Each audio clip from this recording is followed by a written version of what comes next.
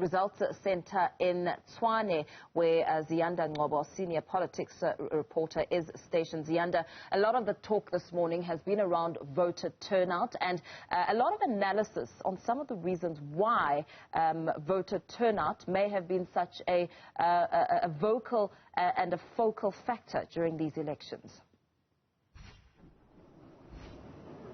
Certainly, important. I'm going to try and give you a bit of a comparative analysis from the 2016 and the 2021 local government elections when it comes to voter turnout, but also an update on where we stand with the current numbers in this local government election. I'm joined by the CSIR's Pravesh Debba. Thank you so much for your time, Pravesh. Let's start off with the fact that in 2016 we had the highest number in our democratic history of people actually being placed onto the voters' roll. There was a slight decrease in this election, isn't it? Yes, that is true. The decrease was very small, by less than half a percentage. But yeah, there has been a decrease in the total number. But if we're looking at the turnout has decreased significantly. So what we're projecting is that the turnout would be around about 48%, as opposed to last in the 2016 election where it was 57%. Yes, absolutely. And I mean, that also is quite an indictment, isn't it, of one, the political landscape in our country and what South Africans are trying to communicate to political parties.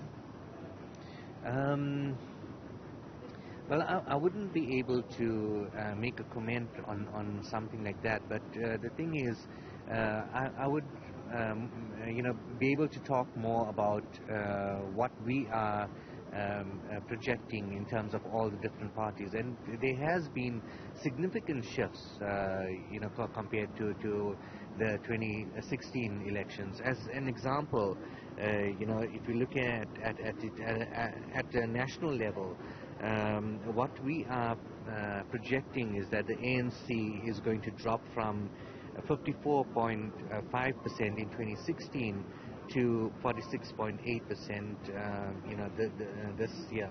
There is an error of margin in our projections, but normally that is within a 2% range.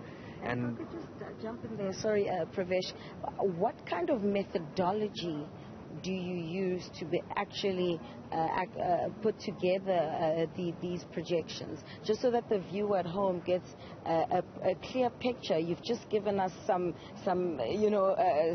I'd say startling figures of how the ANC is going to decline, and I suppose the question is, how did you get to that point? Okay, and now I will do that, but also just to mention, it's not just the ANC, the DA is also expected to decline as well. Regarding the methodology, what we do is we use the previous year's final results, so the previous election final results, and we cluster them according to our voting districts, so how people actually vote. So we form 20 clusters for each of the provinces.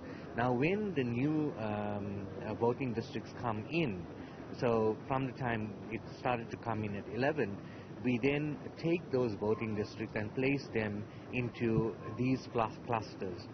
And we then try to see, what changes has happened, with these voting districts, and then project it onto the voting districts that have not been declared as yet. We then tally the whole thing to get the percentages for each of the political parties. So tell us about some of the smaller parties that you're seeing are likely to increase, and if you're able to tell us in which areas they're likely to go, because I think one of the markers of this election is, one, the increase in independent candidates, but also the growth in the popularity of smaller political parties. Yes. What you're saying is true, but unfortunately the model that we have is not able to do that. We concentrate more on the bigger parties because of the error of margin, which is, like I said, 2%. So we don't concentrate on the smaller parties. And also with regards to the areas as well, we only do the projections using the PR votes.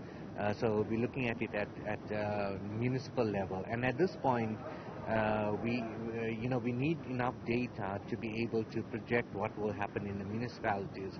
We don't have enough data for that. So that is why we can speak at the national level, we can speak at the provincial level, but going down at this moment, we cannot do that. A little later in the day, we'll make those projections as well. All right, thank you very much. That's the CSIR's Pravesh Debba speaking about the numbers there. And I suspect that, getting the data for the smaller parties is because they use, in terms of their methodology, the numbers from the previous elections to be able to give the projections, basically saying that the DA and the ANC are in trouble. In fact, are expected to decline in specific areas or across the board, actually. That's what Mr. Pravesh Debba was telling us, and certainly as the counting continues, as the percentage of the vote increases and more of the numbers continue to come in, we'll get a greater sense of how then the smaller parties and the independent candidates, and there was a significant amount of independent candidates, 1,500 to be specific, that registered for this election. It's an unprecedented amount as for a local government election. Let's see then how communities went out to go and vote. Absolutely. Ziyanda Ngcobo, senior politics reporter, of course, giving us some insight on the latest developments.